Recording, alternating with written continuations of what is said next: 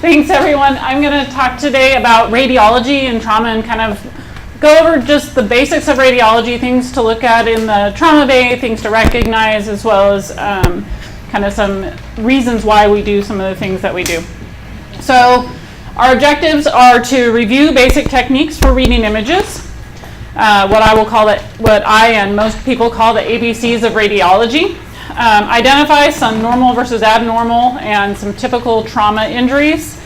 We will look at lines, tubes, and drains, some abnormal, some normal. Discuss a little bit about radiology and pregnancy. This is always something people get concerned about, and I think it's worth touching base on. And then I have a couple of cases for us to go over. So, radiology and trauma. So, as we all know, radiology is part of the initial evaluation of the injured patient. It is what we call an adjunct to the primary survey for the ATLS workup. So adjuncts to the primary survey means that we go through our primary survey, A, B, C, D, E, and then sometimes we have to stop even in the middle of that to do imaging. That might be a chest x-ray, pelvis x-ray, or a FAST to identify life-threatening causes of bleeding and things that might kill the patient within the first few minutes of their admission to the trauma bay. Those things that we are looking for that can kill them immediately are airway obstruction, tension pneumothorax, tension hemothorax, a flail chest, a sucking chest wound, or cardiac tamponade. Now those aren't the only things we're looking for in the primary survey, and we may stop and do a little bit more evaluation and then do some extra adjuncts before we go on to the secondary survey. However, those are the true life-threatening things. I'd like you to notice that hemorrhage, other than massive hemothorax, is not on this list, right? Hemorrhage and bleeding are things that need to be recognized early and taken care of, but they're not actually on that immediate list, because usually if somebody's made it to the hospital, we have somewhere in the realm of 15 to 20 minutes, sometimes 30, to get them to the operating room. So, the ABCs of radiology. Rule number 1, or a primary rule, is make sure you're looking at the right patient. Okay? Make sure you're not looking at bay 3 when you're actually wanting to see bay 1, or vice versa. So that's probably the most important thing. All right, so part of the ABCs, right? So A is for airway, and what people also forget is that A is for cervical spine. So some of those who have been around longer than others may remember that a cross-table C-spine was part of the primary evaluation and something we used to do routinely that we don't do as much anymore. So that's why this is here first. So the ABCs of cervical spine imaging are, A is for adequacy. So is the study okay? Is it the right patient? Can you actually see what you're looking for? Do you see all the parts that you need to see? And the main thing that we're looking for when we do a 3-view C-spine is we need to see from C1 to T1. If we can't, and adequacy really is also about, we need to see X so that we can rule things out. It's usually pretty easy to rule things in when you see them, obviously, but if you can't see a large enough space, you can't rule everything that you need to out. And so being able to see from C1 to T1 is really important. We all know we've done the swimmer's view and pull down on the shoulder and those sorts of things to try and get this done. But that's why we're harping on that, is because if you can't see T1, it's not a full study. We're going to have to send it to the scanner anyway. So if you go through the trouble to do it, you got to do it right. That being said, how do we look at it? So the first thing is alignment. So unlike most other structures, i.e. arms, legs, there's things to compare them to. The spine, we're looking at these 4 lines of alignment. So you have your anterior vertebral line. Sorry, I don't have a pointer. Here, you're looking at the anterior spinal line, the posterior spinal line, and the spinous processes. And these should all form a fairly straight and smooth curvilinear line. We all have some normal lordosis, or curvature inward of the cervical spine, and so that's what you would expect to see. Sometimes, especially in younger patients, once we put them in the C-spine, you will get abnormal straightening of the spine, but that's just because we put them in the collar and we're making them do that. The next thing you want to look at is the bones. So here you can see this is the C1, C2 with the dens process sticking up, and C3 and C4. You can see the bones, you can see that they're aligned, and you're looking at the spaces in between the bones. And cartilage and dens process, sorry. So B, C, and D are all in that next step. And then you want to look at the extra axial soft tissues and facets.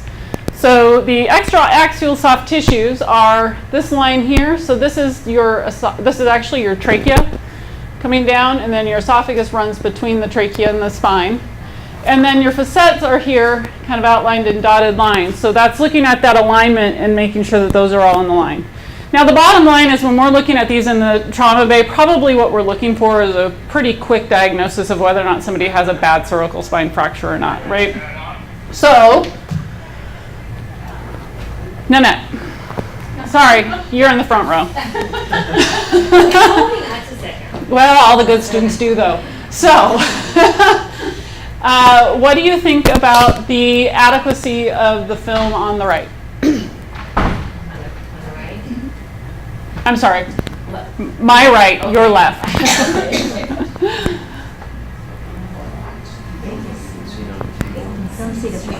not sure you can see down far enough. Okay, good. So you can see, it's easiest to start with 2. So this is 2, 3, 4, 5, 6, 7. So you can't see T1. So it's not a complete study. Good. What about the alignment?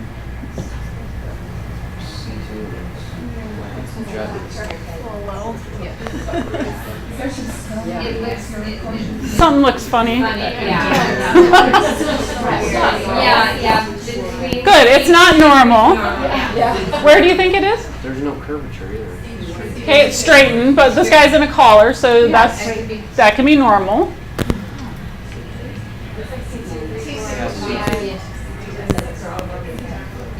So if we look at the bones and we kind of march down, right, there's something a little funky going on here and here. What about this bone? Is that one nice and straight and symmetric? No, it's crushed, right? So there we go. So again, you can rule things in, but even if it's an inadequate full exam, right? So good. Can you tell anything from the one on my left, your right? Not really, right? I don't think so, no. It's a pretty tough exam to look at. You can tell that there's a little bit of shortening here, but it's really otherwise fairly difficult to interpret that. So good. So this patient had a C6 fracture with some small end plate fractures of the surrounding vertebral bodies. Good job. So really, you guys can read radiology. We can all do it. You got eyes, you can look at it, right? Okay.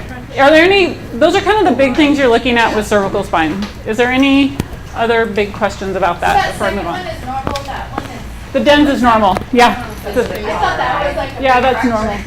That's actually normal. So the dens is kind of a big bone, right? And so C1 here, the atlas and the axis. So the atlas sits on top of the axis, and the dens process here with the ring of C1 around it. And so this is actually a big spinous process, which is normal appearing. And then that space between is actually normal as well.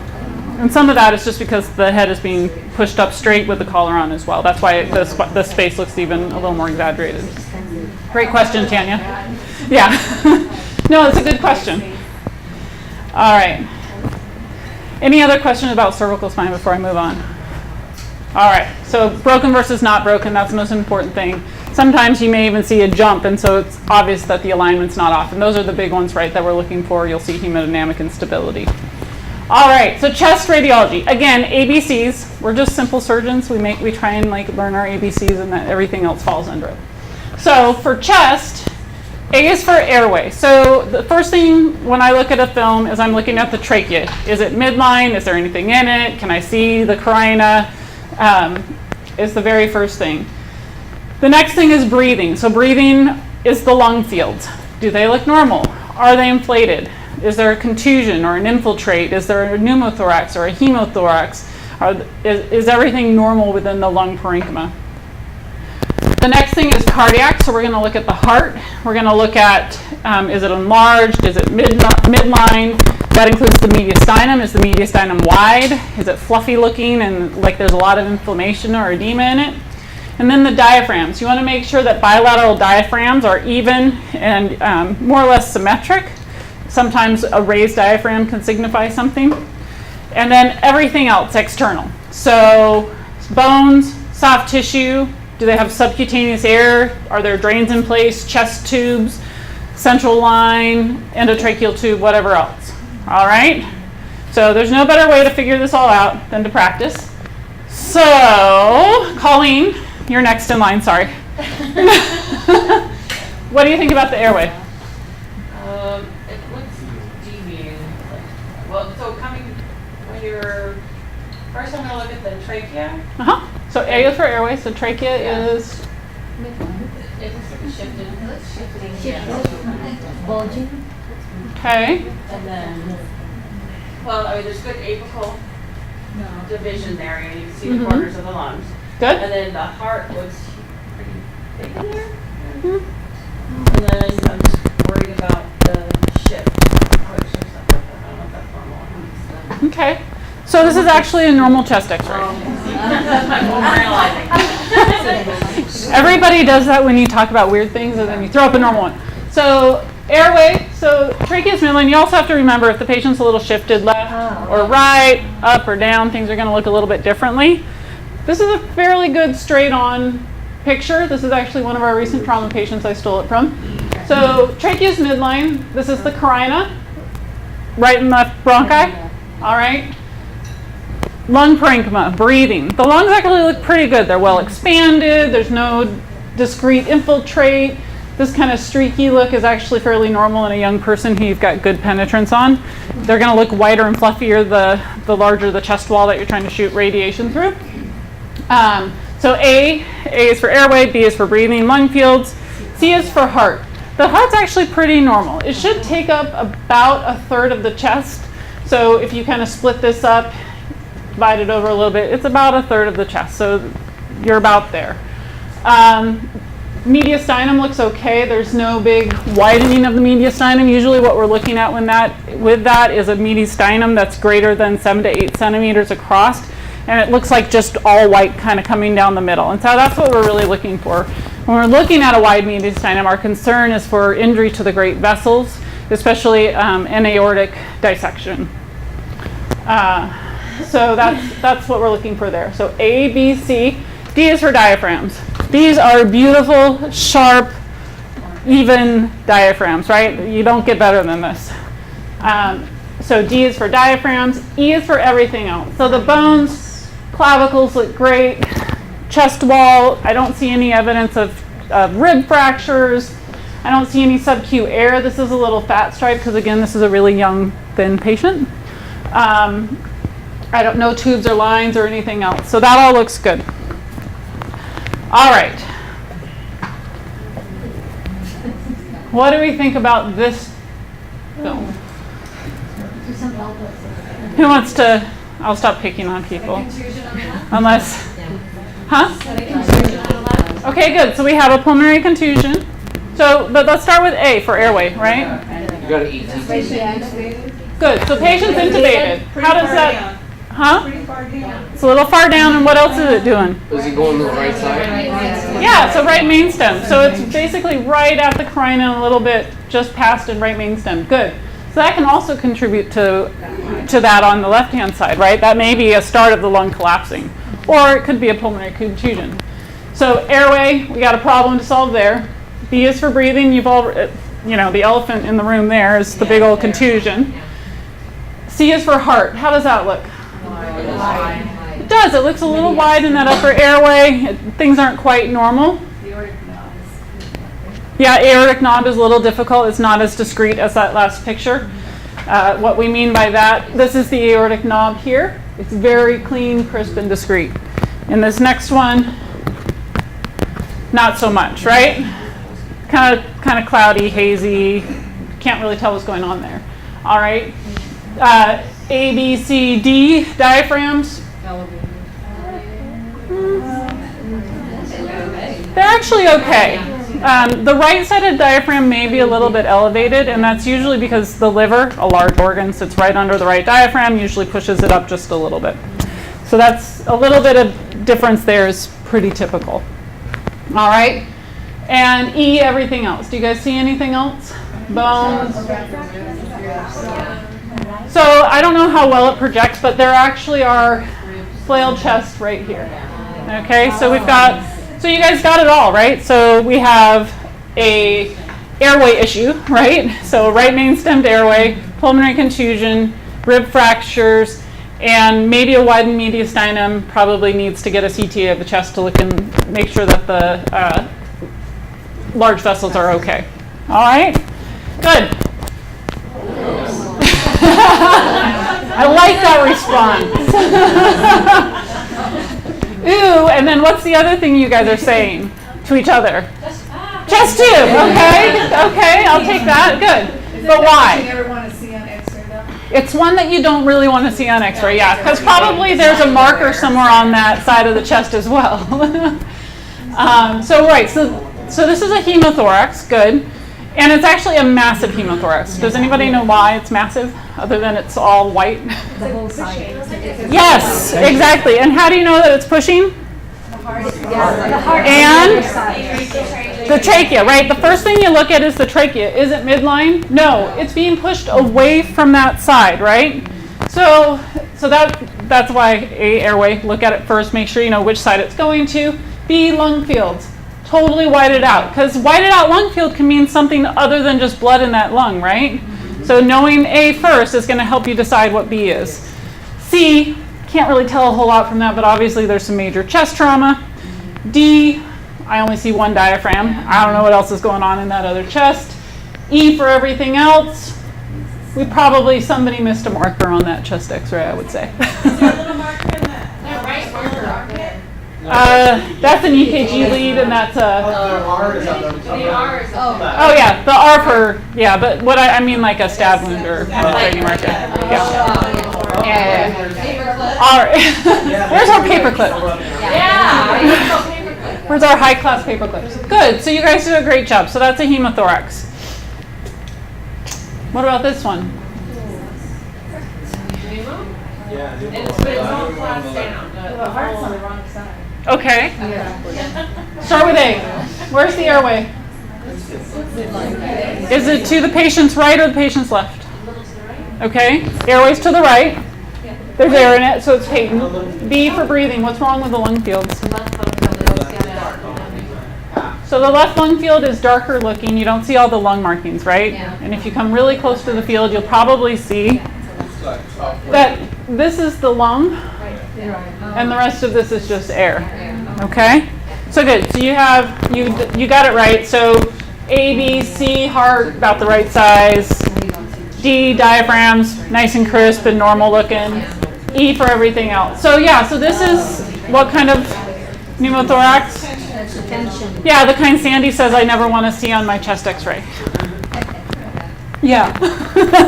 I like it. So good. So this patient also needs a chest tube. Exactly. All right, what about this one? So it's whited out. So where's the airway? Okay. So airway's to the right. Breathing, obviously, white on the left-hand side. Or I'm sorry, the airway's over to the left.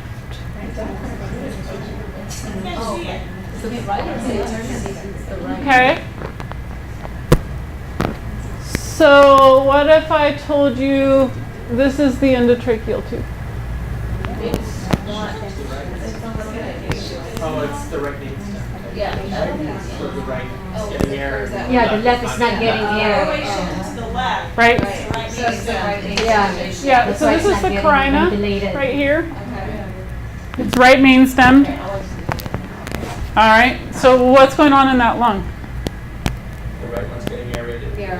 The left is not, which means the left one's completely collapsed. So when you have collapse or you have mucus plugging, you have collapse of the lung. That lung will look whited out. It will look like that whole chest field is occupied by something, but really it's just collapsed lung parenchyma that's not aerated, and it'll pull everything to that side, right?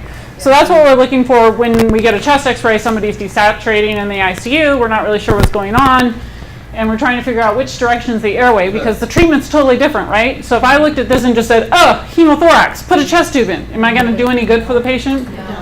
No, not at all. I'm just going to put a hole in their chest and cause them trouble, right? So what they need is either a bronch or this patient, simple, pull the ET tube back, right? Give them some nice good recruitment maneuvers, inflate that lung, and then probably in 10-15 minutes repeat the chest x-ray, see how things are going, because they're probably going to be a lot better, right? Awesome. So That's an adult chest x-ray? yeah. Okay. Yeah. Any other questions about this one? All right, so we've seen massive hemothorax. You guys got that one. Massive hemothorax, blood or tension hemothorax, or pneumothorax, sorry, will push the mediastinum away from it, right? Space occupying lesion, it'll push things out of its way. Space evacuating lesion will pull things into its way, so collapse. Good. All right. What about this one? What's wrong with this one? So A, airway, how does that look? It's straight, yeah. Uh-huh. It does look like it's. Maybe a little high up. Yeah, right at but the carina is probably right there, so it's okay. It may be 3 or 4 centimeters above. The lungs are both expanded. Good. They're kind of ugly, but they're expanded. So the heart looks okay, the mediastinum looks okay. Uh-huh. The diaphragm looks okay. So A, B, C, D are okay. E for everything else. This is like bonus right here. Is the heart really look like part going below the diaphragm, or is Heart's okay. Diaphragms kind of come up in front of There's it. something weird on that side. Oh, Central edema. Aha! I see subacute edema. So subacute emphysema. Does everybody see that? Yeah. So air in the subcutaneous tissues, right? So we have air out here Oh, yeah. and out here. So that's what subcutaneous emphysema looks like. So some of the things you can get subcutaneous emphysema from are if you have a hole, basically to get that you have to have some sort of communication from either the outside to the inside or the inside to the outside that doesn't actually decompress either way, right? And typically when you see the most is when you have a really big pneumothorax, where the air is leaking out through the chest wall and it's basically decompressing into the subcutaneous tissue.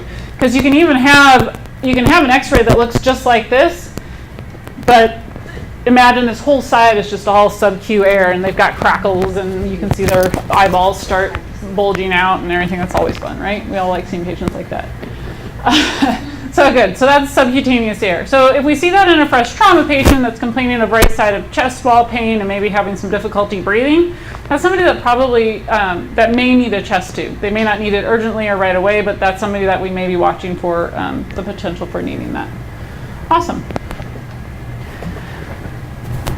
What about this one? Air below the diaphragm. Oh, is that supposed to be there? No. Okay, good. All right. How does the rest of it look?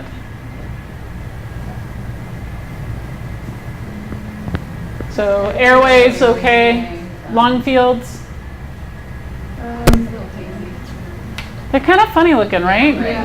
So this is kind of COPD, hyperinflated lungs. So when they look really clear and well aerated, that's usually what that means, is there's some COPD, because with emphysema, you get basically collapse of the alveoli into each other, so you have more air, and the more air, the blacker it's going to look, right?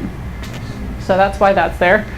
So airways are okay. Heart, okay. You've got nice cardiac knob, or notch, sorry, and the heart's about the right size. And then D for diaphragms. We already called it. You guys saw it right away. Free air, right? That's bad. That's a reason to call somebody and maybe have that patient go to the operating room, right? This is kind of the classic one you get from fresh chest, somebody who's just pulled their G tube out, right? So that's what we're looking for when we get a chest x-ray after that. If we are asking for an upright x-ray, that's why. Or maybe this is somebody who had a bad motor vehicle accident and they've got a big seatbelt stripe across their abdomen, and this is their first chest x-ray after that. So there's a lot of different things to think about. Yes, ma'am? It looks like a dark line, so what's the heart?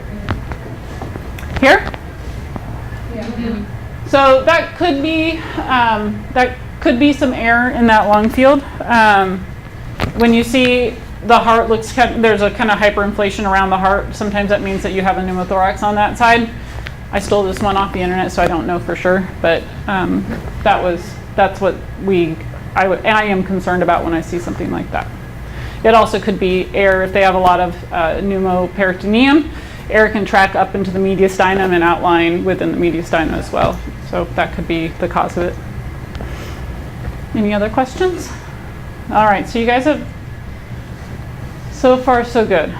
All right, so this one's a little bit more challenging. So, airway, how does the airway look? You can see it up high, it looks okay, but a little bit lower, it's harder to see. Okay. So airway looks okay. Airway's right here. This is the carina. Not quite normal, but not too bad. What do you guys think about the lung fields, breathing? Okay. The diaphragm is high. Look at that little circle. Which little circle? Right That there, one? Yeah. Julie, what do you think that is? Is it blood there? So air is black. Okay. Blood is white. Okay. So something looks wrong there. There's some blood and something else going on in there. Something funny is going on over there. Diaphragms. How the one on the right looks okay. The one on the left, I don't know. And then E for everything else. Do you see anything else? Why you need a sign? Yeah, I would say that's a wide mediastinum. I don't know. What if I told you that this patient was in a head-on motor vehicle accident, wearing their seatbelt, and they came in complaining of shortness of breath? Anything that you might think is, what's the diagnosis? Anybody know? Yeah, diaphragmatic rupture. So Julie, what you're actually seeing here is bowel. It might be stomach, it might be colon, it might be small bowel, up over the diaphragm. So what do we potentially do in the primary survey to help us diagnose this if this is something we're concerned about? Fast. So a fast might give us some idea, especially our fasts, because our ultrasonographers are really good. But let's think a little old school. Really simple. Push everything back down? No. But Kelly, I like your creativity. You just pick them up and everything goes back. Shake them. All right. When anybody wants a patient lifted and shaken, Kelly's your girl. So NG tube, exactly. So you're going to do an NG tube and get another chest X-ray, and you might see something more like, oh, shucks. This is another patient, obviously, but you can see that now amongst the pericardial lines and everything else, you've got a NG tube that's way up in the chest. All right, so this is diaphragmatic rupture. That's the reason why, especially in a really sick trauma patient early on, we may put, typically these patients are sick enough that they're going to be intubated, occasionally not, but this is something, if it looks funny, we'll put one in and shoot another X-ray. Why does it go in the lung? Because it goes in the stomach. Why does So it goes in the stomach, and the stomach is herniated through the diaphragm, and so it's going down and coming back up. So yeah, so it looks that way. It's a little bit deceiving. Yeah, excellent. All right, now the last two chest. Anybody have any other questions about this? So this is kind of, we've gone through all the big things that we're looking for acutely in any sort of trauma, right? Chest trauma, stab wounds, blunt chest trauma, etc. All right, any other questions about what we've looked at right now? So bonus, what's wrong with this picture? Where's the KO feed?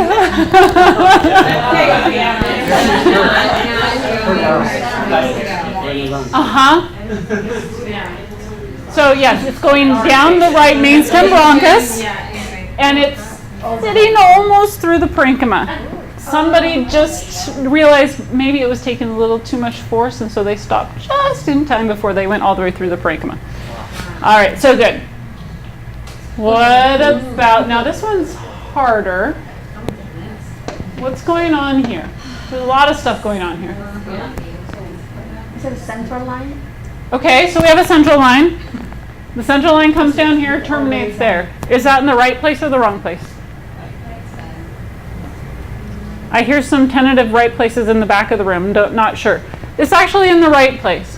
So when we put in a central line, where we're looking for it to go is at the atriocaval junction, so where the superior vena cava comes into the heart, right? So heart's here, your subclavian vein is going to come here, your jugular is going to come down here, and basically at this junction you want it to come in here.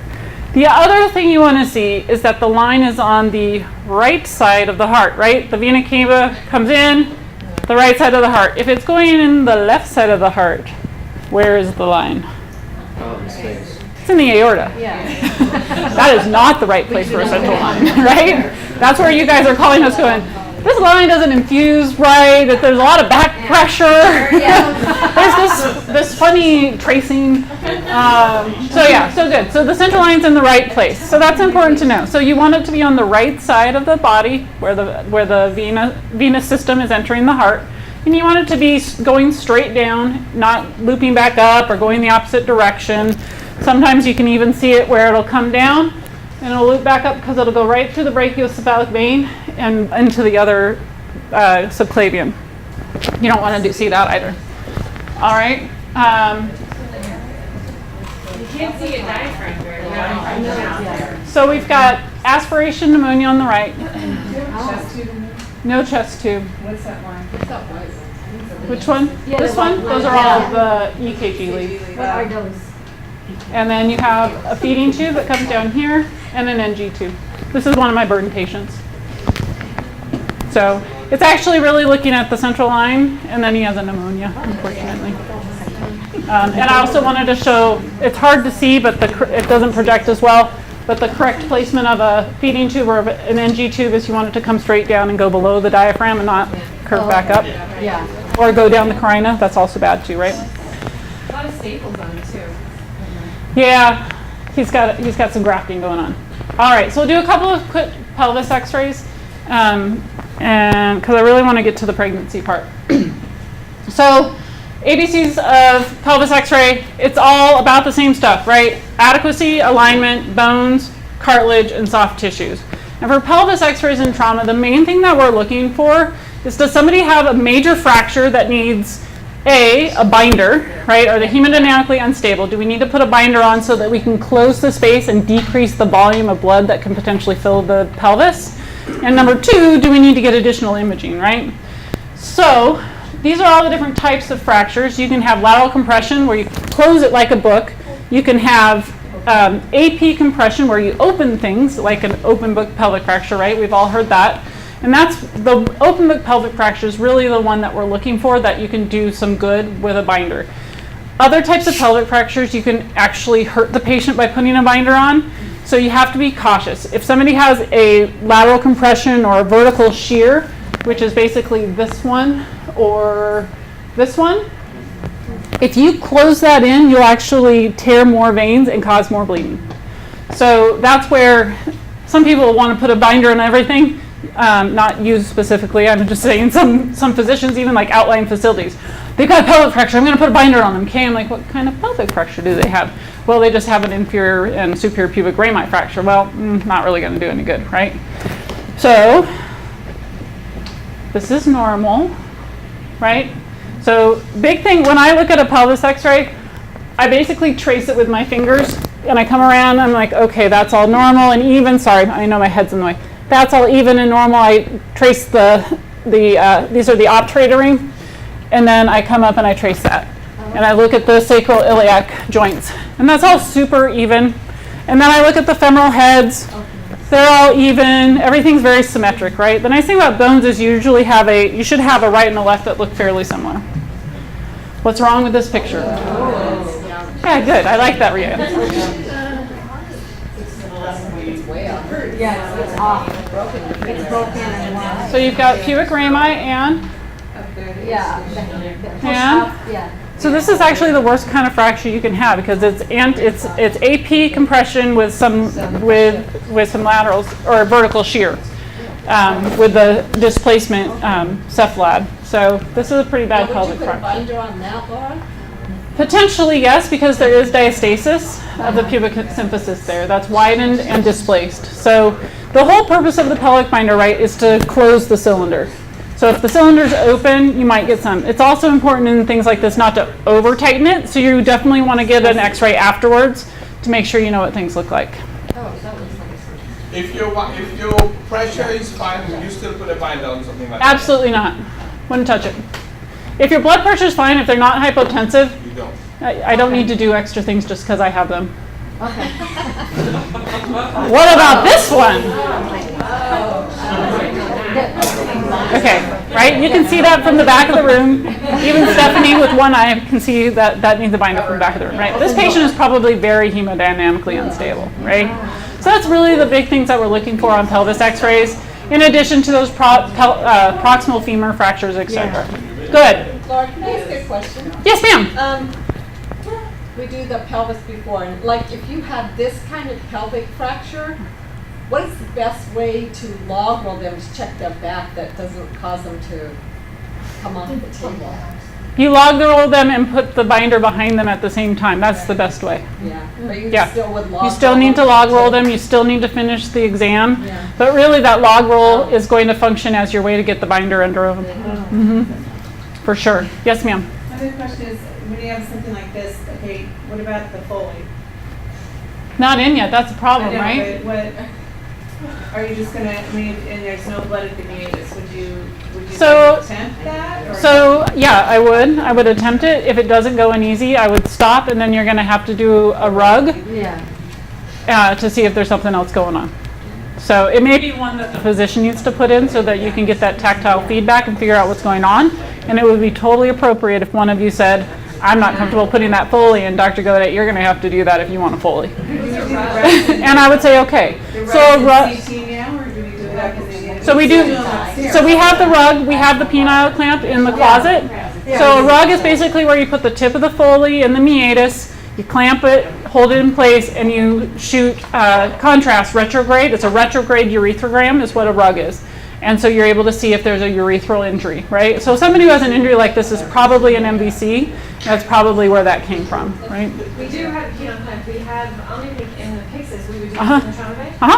Yep, penile clamp is in the mid closet, about midway up on the right-hand side of the shelf in a little bin. Yeah. Next to the beta.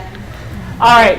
So I did fast, but I know we're running low on time, and I think so fast exam we do in our trauma bay and in our trauma center, which is different from what the rest of the U.S. does for the most part, because we have our formal abdominal ultrasound.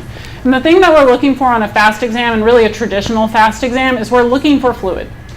That's it. We're not looking for masses, debris in the bladder, all this other stuff that sometimes our sonographers will get tied up in looking at. And I'm like, no, I don't care. I just want to know, do they or do they not have fluid? We'll deal with the rest of it later. And so that's really what we're looking for. And there's the traditional just has the 4 views, which is bladder, left upper quadrant, right upper quadrant, and heart. We have added thoracic, which allows us to tell whether or not somebody has air or blood around the lung. So really quickly, this is normal. You can see spleen, kidney, bladder with no fluid around it.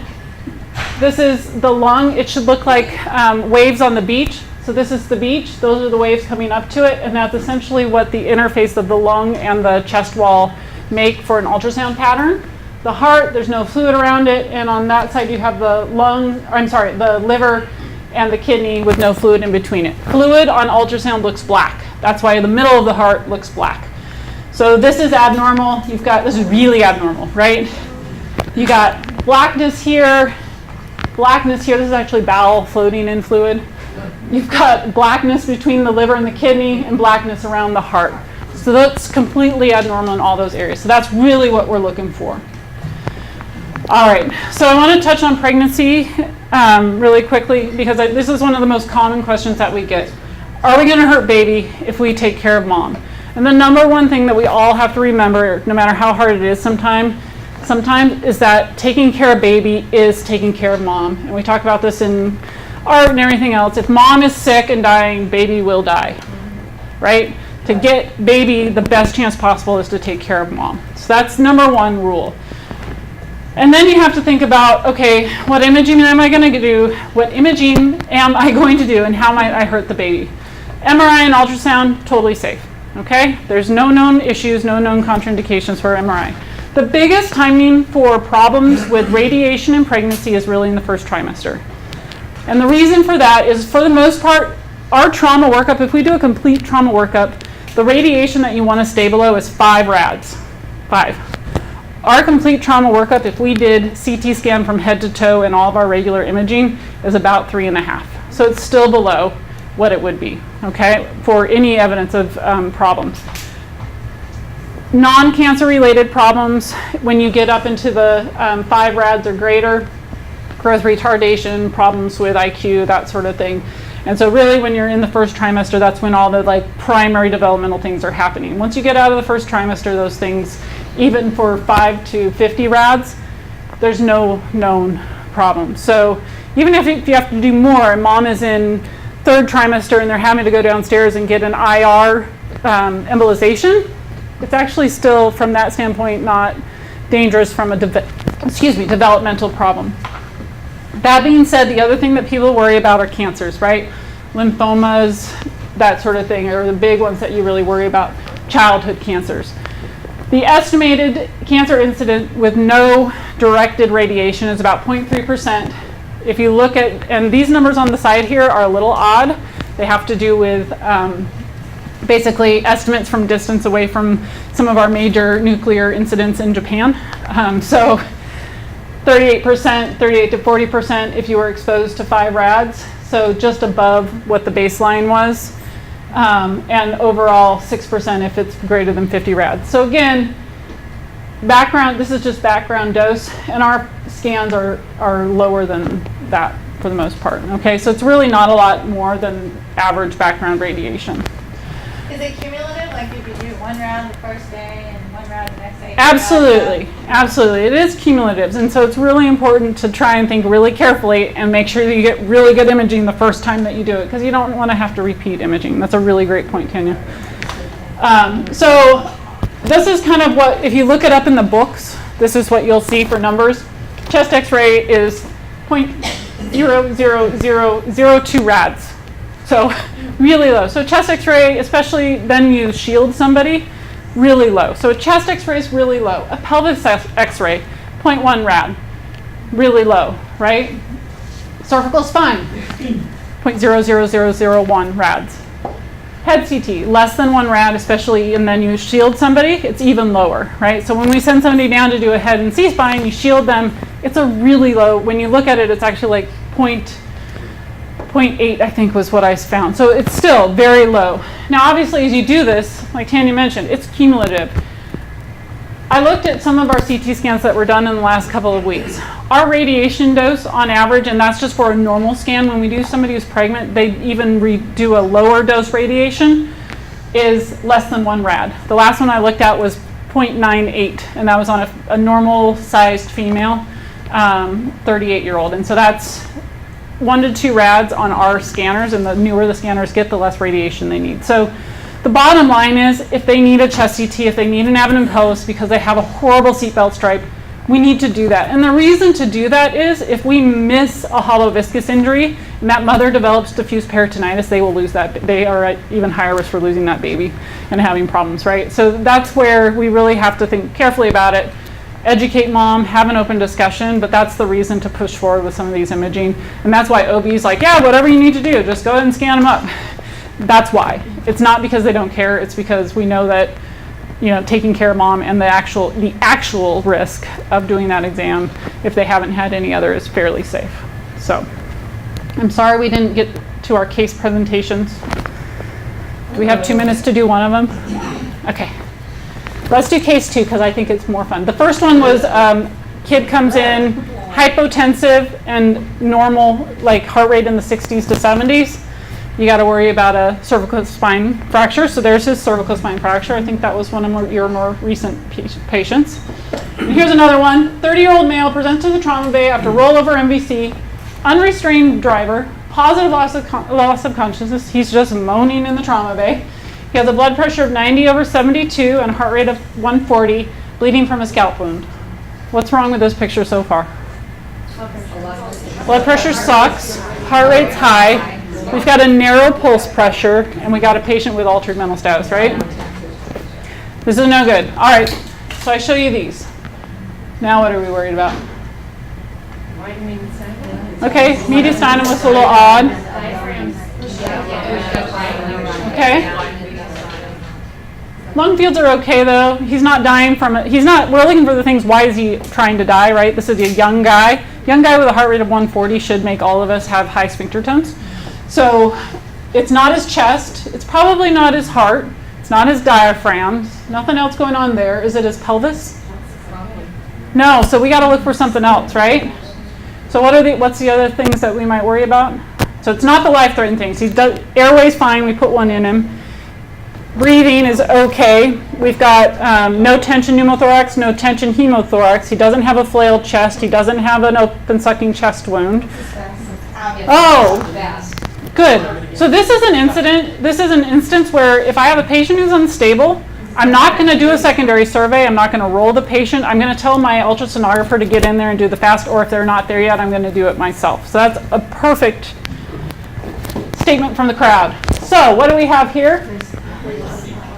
Do these images look anywhere near the images of what we had before? So adequacy. This is a really bad study, right? So this is inadequate and for the most part an indeterminate study, except for the fact that the bladder, it's okay. Can't really tell. Maybe there's something going on there. Right upper quadrant, I know it's the liver and the kidney, barely, but you really can't. So indeterminate. Lungs, they look okay, right? We got sandy beach and waves coming up to them. Can't tell anything on the heart. Left upper quadrant, I will tell you this is the spleen, and this is the, good, so it is positive. And the rest of it's indeterminate because the guy's got a belly full of blood. All right? Good. So you guys diagnosed him. What's wrong with him? Probably splenic laceration. So we took him to the operating room, and we took that out of him, and he had a grade 4 splenic laceration. That was the back side of it. This is the inside of it. It's all torn up and blasted through the middle, and that little piece was basically hanging on by a thread. So he had a grade 4 splenic laceration and was dying from that. Is that how you get a bad ultrasound? Like, why else would you have a bad ultrasound study? It can, if it's indeterminate, you can have a bad ultrasound study. If the patient's really big and obese, then that's the other reason. That's one of our contraindications to trusting the fast. So part of the reason we will sit there and watch them do the fast is exactly that. We're looking to see, do they actually get good windows? So it sounds like you guys had a large patient come in recently, I would have been looking at them going, are your windows adequate to actually do a diagnostic on this? Because that's one of the things. The other time that we don't trust the ultrasound is when patients have a seatbelt mark, because there's other things, underlying issues that we have to look for. On the abdominal wall, they're at high risk for retroperitoneal as well as for hollow viscous injury that you're not necessarily going to pick up early on a fast exam. Good question, Tanya. All right, any other questions about radiology? Awesome. You guys did great. You guys can all look at our x-rays and tell what's going on now. Thank you very much.